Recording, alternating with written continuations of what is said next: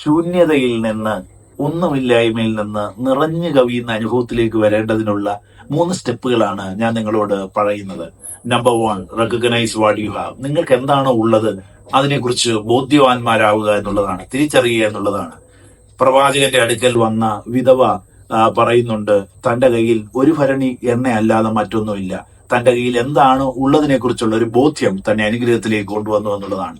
രണ്ടാമത്, ദൈവത്തിന്റെ വചനം നമ്മളോട് ചില കാര്യങ്ങൾ പറയുമ്പോൾ അത് നമ്മുടെ യുക്തിക്കോ ബുദ്ധിക്കോ യോജിക്കാത്തതാണെങ്കിലും അത് നമുക്കൊരു ഭോഷത്വമാണെന്ന് തോന്നിയാലും ദൈവവചനത്തിലും ദൈവത്തിന്റെ ആലോചനയിൽ വിശ്വസിക്കുക.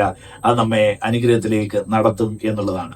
മൂന്നാമതായി ആ വിധവയെ കുറിച്ച് നമ്മൾ കാണുന്നത്, പ്രവാചകൻ പറഞ്ഞതുപോലെ ഒഴിഞ്ഞ പാത്രങ്ങളിലേക്ക് അവർ നിറയ്ക്കാൻ തുടങ്ങി എന്നുള്ളതാണ്. നമ്മുടെ ജീവിതത്തിലെ ഏതൊക്കെ ഒഴിഞ്ഞ അവസ്ഥകളിലേക്കാണെങ്കിലും വിശ്വാസത്താൽ നാം നിറയ്ക്കാൻ തുടങ്ങിയാൽ ദൈവം അനുഗ്രഹത്തിലേക്ക്, നിറഞ്ഞു കവിയുന്ന അനുഭവത്തിലേക്ക് നമ്മളെ കൊണ്ടുവരും എന്നുള്ളതാണ്. അതുകൊണ്ട് നിറഞ്ഞ അനുഭവത്തിലേക്ക് വരുവാൻ നമുക്ക് വിശ്വസിക്കാം, നമുക്ക് നിരന്തരം കർത്താവിൽ ആശ്രയിക്കാം.